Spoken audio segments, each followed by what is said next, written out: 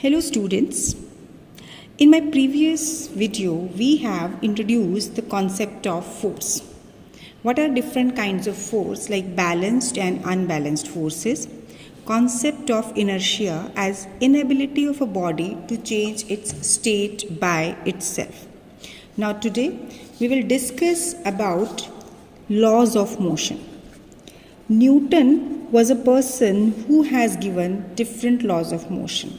So first of all, we will study Newton's first law of motion. First law of motion basically tells you that a body, it continue to remain in the same state. It continue to remain in the same state unless an external force is acting on it. It acts on it. What does it mean? Same state means either the state of rest or the state of motion or direction. That means suppose a body is at rest. Suppose it is at rest like a table, a chair, this pen, if it is lying on this table. So these are at rest position. But when force is applied, the things get lifted. That means this state of rest only be changed when some external force is applied. Similarly, when a body is in motion, it will continue to move uniformly. Uniform माने same speed से move करता रहेगा जब तक कि इसके ऊपर कोई हम बाहर वाला दूसरा एक्सटर्नल फोर्स ना लगाएं. Like you have seen that a ball, it is rolling over the floor. When the ball is rolling over the floor and after some time it come to rest. We are not stopping it, but still आपने यहाँ से force लगाया जिसकी वजह से ball move की और कुछ टाइम के बाद ये रेस्ट पर आ गई. तो जब ये रेस्ट पर आ गई तो इसका मतलब यहाँ कोई अपोजिंग फोर्स था. यस, वो अपोजिंग फोर्स कौन सा है? हम पढ़ चुके हैं उस बात को. Frictional force. Frictional force, that is a hidden force, that is invisible force which is opposing its motion. So that is opposing its motion and hence it will change its state from motion to rest. Without it, अगर surface के ऊपर अगर ground और ball के बीच में friction force बिल्कुल ना हो तो ये कॉन्टिन्यूसली यूनिफॉर्मली मूव करेगी, यानी सेम स्पीड से मूव करेगी. So a body at rest continue to be at rest. A body in motion will continue to be in same state of motion. What about direction? Suppose a body is moving along a straight line and if it has to move here, then direction will be changed. This change of direction will be there only under the application of some force. So a body moving along a straight line will continue to move along the straight line unless an external force is acting. Let me understand it with example. Suppose एक bike है. Bike person is moving on this straight road. अब road मान लो यहाँ पर curving हो जाए road की, ये रोड कर्व है. अब बाइक ऐसे जा रही थी, ठीक है, बाइक की डायरेक्शन अगर ऐसे थी, लेकिन जैसे जैसे रोड की कर्विंग आई इसने मूव किया. तो ये क्यों हुआ? ये टर्निंग क्यों हुई? क्योंकि बेसिकली जब टर्न आया तो बाइक का हैंडल भी हमने उसी डायरेक्शन में चेंज किया, मूव किया, तो हमने फोर्स लगाया उस हैंडल को टर्न करने में. ऐसे ही पिछले चैप्टर में आपने यूनिफॉर्म सर्कुलर मोशन पढ़ा था. हम कह रहे थे कि जैसे हमने एक एग्जांपल लिया कि एक स्ट्रिंग ली और एक स्टोन लिया. जब स्टोन एंड स्ट्रिंग को हम एक सर्कुलर पाथ में मूव करते हैं तो ये हर पॉइंट पर इसकी डायरेक्शन होती है टेंजेंशियली. तो इट मीन्स यहाँ ये जब हम इसको मूव कर रहे हैं सर्कुलर पाथ में तो इसके लिए भी हम एक फोर्स लगा रहे हैं. यूनिफॉर्म सर्कुलर मोशन कराते हुए हमने उस फोर्स के बारे में कोई इन्फॉर्मेशन नहीं दी, लेकिन वहाँ पर लगने वाला फोर्स होता है, उसका एक नाम होता है, दैट इज़ सेंट्रीपिटल फोर्स. ये टर्म आपकी ग्रेविटेशन वाले चैप्टर में आएगी. सेंट्रीपिटल फोर्स एक ऐसा फोर्स होता है जो किसी भी बॉडी को कर्व्ड पाथ में या सर्कुलर पाथ में मूव कराता है और इसकी डायरेक्शन हमेशा सेंटर की तरफ होती है. तो बेटा देखिए, हमें यहाँ पर फोर्स की टाइप को नहीं ध्यान से रखना है. हमें मेनली क्या समझना है कि जब कोई बॉडी सर्कुलर पाथ में मूव कर रही है तो हर पॉइंट पर इस पर फोर्स लग रहा है हर इंस्टेंट पे, और वो फोर्स ही इसकी डायरेक्शन को बदल रहा है. सो बिना इस फोर्स के अगर यहाँ पर फोर्स नहीं होता तो ये स्टोन यहाँ से इधर सीधा ही चला जाता है. यहाँ पर कोई फोर्स नहीं होता तो ये सीधा चला जाता है.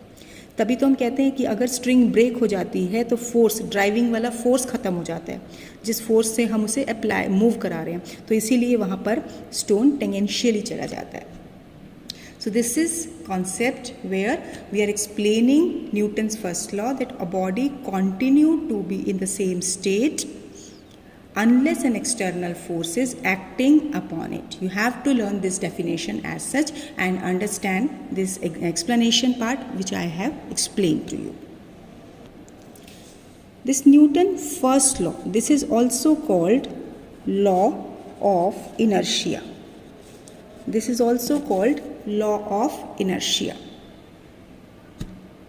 Now, as first of all we have to understand the meaning of inertia. As inertia, we have already explained you कि inertia is inability of a body. Now, अब inability के concept को हम further different types में discuss करेंगे. Inertia के different types हम कहते हैं जो कि related ही हैं. Basic concept inertia का ही है. Inertia of rest, inertia of motion and inertia of direction. Inertia of direction. So basically when we are dealing with these types, सबसे पहले हम inertia of rest को explain करते हैं. अब inertia of rest जब हम ले रहे हैं तो इस केस में basically देखिए क्या होता है, इसको define कैसे करते हैं. It is inability, किसकी? बॉडी की. Inability of a body to change by itself its state of rest. So inability of a body to change its state by itself is called inertia of rest. यानी जब तक force नहीं लगेगा body rest पर ही रहेगी. इसको समझने के लिए बहुत सारे एग्जाम्पल्स हम ले सकते हैं. Like when you have done it in your childhood, और आप करते भी होंगे कि मान लो कोई ट्री है, अगर ट्री की ब्रांचेस को अगर हम शेक करते हैं, मान लो मैंगो ट्री है, तो उस केस में क्या होगा, गर्मियों में आप लोग मैंगोज़ लेते हैं ट्री से, तो क्या होता है, ब्रांचेस को जब आप शेक करते हैं तो मैंगोज़ नीचे गिर जाते हैं, फ्रूट्स में फॉल डाउन, या लीव्स में ऑल्सो गेट डिटैच. तो होता क्या है कि जब भी आपने ट्री की ब्रांचेस को शेक किया तो अल्टीमेटली ब्रांचेस तो आ गई मोशन में. कौन मोशन में आया? Branch will come in motion. But fruits, that mango, it will try to remain at rest. यानी वो फोर्स अभी ब्रांचेस पर है, आपका वो फ्रूट्स पे, मैंगोज पे ट्रांसफ़र नहीं हुआ है. तो जिसकी वजह से क्या होता है कि वैन जैसे ही हम इस ब्रांच को शेक करते हैं, that fruit remaining in the rest position, therefore they get detached from the branches. They get detached from the branches. So, and hence you can say that when the branches of the trees are shaken, branches will come in motion, but the fruits, mangoes, will remain at rest, and due to inertia of rest, they get detached. Leaves also get detached. Same kind of example we can explain with the help of carpet and a stick. आपने देखा होगा कि कभी कभी अगर आपको धूल हटानी हो तो बड़े कारपेट को आप एक स्टिक से बीट करते हैं. कारपेट को जब स्टिक से बीट करते हैं तो होता क्या है, जो कारपेट का पूरा क्लॉथ है वो वाइब्रेट हो जाता है, वो मोशन में आता है, लेकिन जो उस पर स्टिक डस्ट पार्टिकल्स हैं वो रेस्ट पर रहते हैं. तो उसके कॉरस्पॉन्डिंग होता क्या है कि डस्ट पार्टिकल्स रेस्ट स्टेट को मेंटेन करते हैं, and they may gate fall from the surface, fall from that carpet. So when a carpet is beaten with the stick, carpet will come in motion, but the dust particle remain at rest due to inertia of rest, and hence they may move away from the carpet. तो आपका carpet से धूल मिट्टी निकल जाती है, it get cleaned. Let me take another example.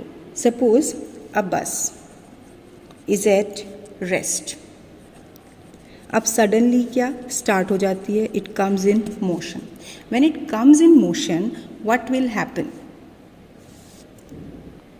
In that particular case, the passenger, the person sitting inside it, inside the bus, it will experiencing a force in the backward direction. ये point याद करने का है और समझने का भी है. When a bus which was initially at rest suddenly comes in motion, the person sitting inside it will move in a backward direction. यानी उसकी upper part of the body will experience a jerk in the backward direction. It will experience a jerk in the backward direction. यानी ऐसा लगेगा कि आपको पीछे से किसी ने अपनी तरफ पुल कर लिया. और इसमें हो क्या रहा है? एक्चुअली इसमें इनर्शिया ऑफ रेस्ट कैसे हेल्प कर रहा है? देखिए, जो पर्सन अगर यहाँ बैठा हुआ है तो उसके जो लेग्स तो बस के कांटेक्ट में हैं.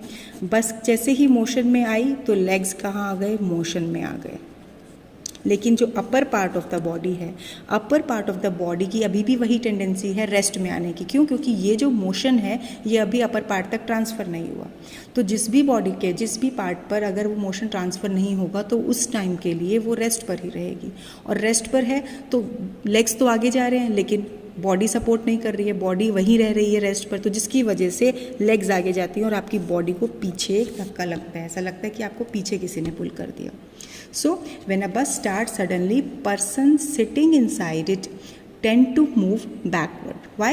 Because lower part of the body comes in motion, but upper part of the body try to remain at rest due to inertia of rest. Now, on this basis, 2-3 activities have been given in your NCERT. So, let me explain 1 or 2 applications. Same concept लगता है. Activities को read ज़रूर करिए. Read करने के बाद उसके conclusion, उसको justify करना होता है कि वो result कैसे आ रहा है. इन्होंने एक एक्टिविटी दी आपकी एनसीईआरटी में कि मान लो कि जैसे ये कैरम बोर्ड है. कैरम बोर्ड पे यहाँ पर सेंटर पे आपने पाइल बनाया हुआ है कॉइन्स का. यहाँ स्ट्राइक कर रखा है. अब क्या करते हैं कि यहाँ से हम हिट करते हैं. गेम खेलते हुए भी हम देखते हैं कि तो क्या होता है कि ये सारे जो कॉइन्स हैं एक के ऊपर एक ये सब स्प्रेड हो जाते हैं. लेकिन अगर ये वाला हिट इतना स्ट्रॉन्ग हो कि नीचे वाला कॉइन तो चला जाए और बाकी कॉइन एक के ऊपर रखे यहीं रह जाएं, ये स्प्रेड नहीं हो, तो ये किस पे डिपेंड किया हुआ? यहाँ पर कितना एफिशिएंटली, कितना हैवी, कितना स्ट्रॉन्ग ये हमने हिट किया है. So if the hit is strong, bottom coin will move quickly on the carrom table without disturbing other carrom coins. यानी ऊपर वाले कॉइन्स वहीं रह जाएंगे. So once the lowest coin is removed, upper carrom coin fall vertically on the table due to inertia of rest. तो अभी क्या, ये तो बाहर चला गया, लेकिन उस मोमेंट पे जैसे ही ये बाहर चला गया तो बाकी वाले कॉइन नीचे आ जाएंगे. क्यों? क्योंकि ये मोशन नीचे वाले को ट्रांसफर हुआ है, ऊपर वाले कॉइन्स को ट्रांसफ़र नहीं हुआ, जिससे कि ये आगे मूव नहीं किए. So when the hit is strong, इसका बड़ा रोल है. अगर हिट स्ट्रॉन्ग नहीं होगा then the all will spread out. Similarly आप ये भी करके भी देख सकते हो घर में कि आपने एक ग्लास ऑफ वाटर लिया, एक टम्बलर लिया और उसके ऊपर एक कार्डबोर्ड लिया. अब उस कार्डबोर्ड को इसके ऊपर रखा और यहाँ एक आपने कोई भी छोटा कॉइन ले सकते हैं. अब कॉइन को जब आपने फ्लिक किया फिंगर की हेल्प से ऐसे, यानी यहाँ आप कॉइन को इसके ऊपर रखा है लेकिन इस कार्डबोर्ड को कॉर्नर से ऐसे फिंगर से फ्लिक करते हो तो क्या होगा? Card come in motion. Immediately क्या होगा? कार्ड तो यहाँ झटके से बाहर निकल जाएगा लेकिन ये कॉइन है नीचे चला जाएगा. क्यों हुआ ऐसा? क्योंकि जो कार्ड पे फोर्स लगाया उस फोर्स का इफेक्ट यानी मोशन हमारे पास कॉइन पर ट्रांसफ़र नहीं हुआ, जिसकी वजह से कॉइन अपनी इनिशियल स्टेट ऑफ रेस्ट पर ही रहा. So it is maintaining it's inertia of rest. So when card is given a sharp flick, card comes in motion. If the hit is quick, very quick, there is no time for transfer of this force to the coin, and hence coin tend to remain at rest and it may fall in the glass. So there can be many more such kind of examples explaining Newton's first law of motion, and you can say this concept of inertia of rest. Inertia of rest अभी हमने explain किया है. Now let me explain other 2 types, that is inertia of motion and inertia of direction. Now next is inertia of motion.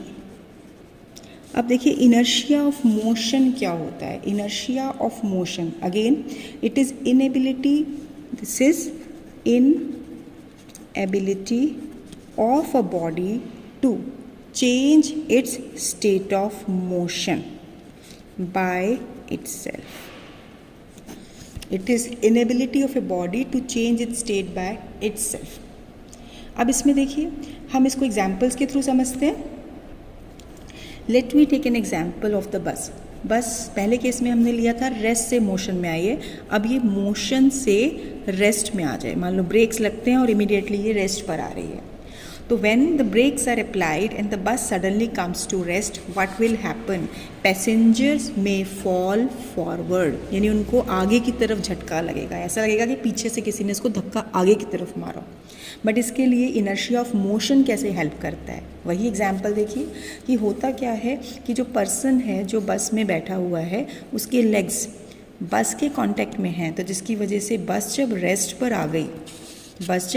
आ गई तो correspondingly legs भी rest पर आ जाएंगी, लेकिन अपर पार्ट ऑफ द बॉडी उसकी तो टेंडेंसी थी कि वो अभी मोशन में थी, तो वो इन्फॉर्मेशन यानी ये कहें कि वो अभी with in a fraction of second जैसे ही बस रेस्ट पर आई है वो पार्ट, वो मोशन का ट्रांसफ़र होना वो बॉडी को ट्रांसफ़र नहीं हुआ है, जिसकी वजह से होगा क्या, upper part of a body remain in the state of motion but lower part comes to rest immediately.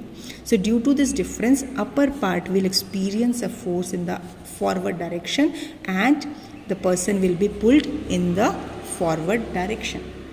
So when a bus suddenly comes to rest, person sitting inside it may move forward due to inertia of motion. यानी brief में अगर one word में लिखना हो तो you can easily write inertia of motion, लेकिन अगर explanation में आ गया तो आपको प्रॉपरली देना पड़ेगा कि लोअर पार्ट तो रेस्ट पर आ जाएगा पर upper part will have a tendency to remain in the state of motion and hence it will move forward. Similarly कभी आपने देखा होगा कि बस से या ट्रेन से, चलती हुई बस से या ट्रेन से जब आपको मूव होते हैं और आपको बाहर निकलना है तो हमेशा you are always advised to step out keeping your feet in the forward direction. Otherwise क्या होगा कि आप नीचे गिर सकते हैं. A person jumping out of a speeding train में फॉल फॉरवर्ड, यानी अगर एक ट्रेन से अगर पर्सन मूव करता है और वो सीधा उतरता है तो उसके चांसेस हैं कि वो फॉरवर्ड फॉल कर जाएगा. तभी एडवाइस किया जाता है कि थोड़ा सा आगे की तरफ पैर करके निकलिए जिससे कि वो फॉलिंग को बैलेंस कर पाए, ताकि उस फोर्स को वो बैलेंस कर पाए. Now so why the person falls when he is moving out of a speeding train? This is because on jumping करने पर क्या होगा, when the person is jumping feet comes to rest immediately. Feet come to rest immediately. जब feet rest पर आ जाते हैं तो क्या होता है, क्योंकि वो ग्राउंड को टच कर रहे हैं, but his upper part of the body जिसकी टेंडेंसी तो मोशन में थी तो it will continue to remain in the motion. तो जिसकी वजह से होता क्या है, the remaining body continue to move forward. Feet तो क्या हो गया, रेस्ट पर आ गया, लेकिन अपर पार्ट रेस्ट पर नहीं आया है, वो मोशन की स्टेट में. तो इसी वजह से हम कहेंगे due to inertia of motion the person में fall in the forward direction. तो इसीलिए एडवाइस किया जाता है कि मूव करते हुए हमेशा पैर बाहर की तरफ निकाल के मूव करें when you are moving out of a speeding train और a bus. Now after understanding inertia of motion, let we understand what is inertia of direction. Inertia of direction में बेसिकली क्या होगी, it is inability of body to change its direction again by itself. Body will not change its direction unless an external force is applied. This is indicated by inertia of direction. अब इस चीज़ को समझने के लिए हम example study करते हैं. देखिए कभी भी कार एक कर्व्ड रोड पे, राउंडेड रोड पे जब मूव करती है तो कार इस तरह से आ रही है.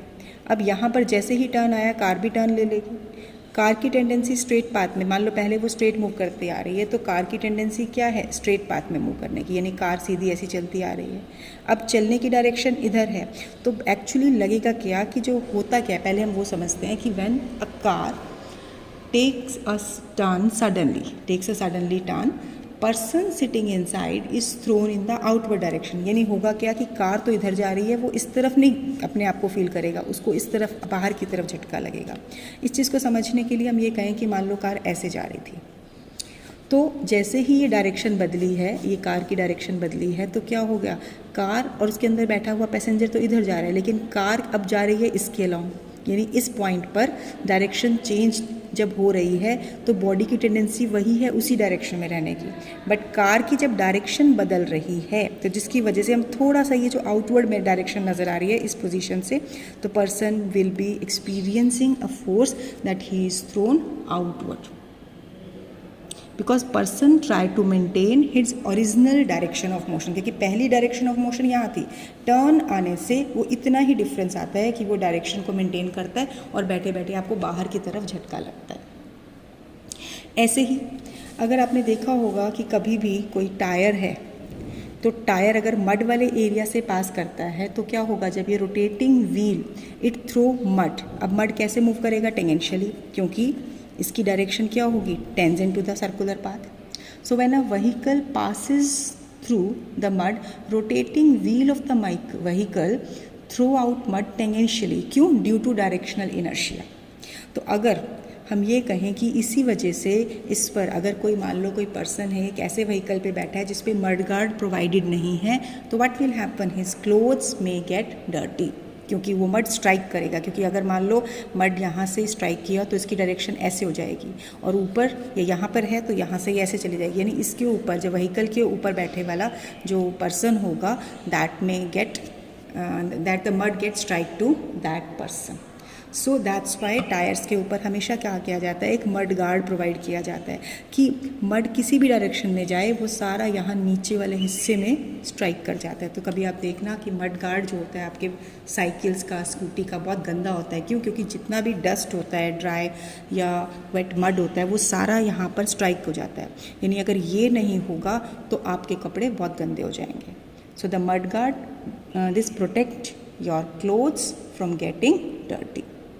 So there can be many more examples of inertia of direction also. You can just analyze these from the practical daily life examples.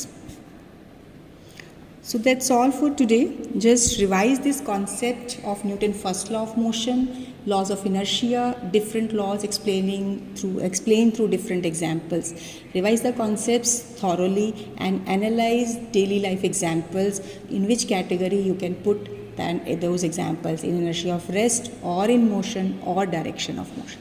That's all for today. Keep revising. Thank you.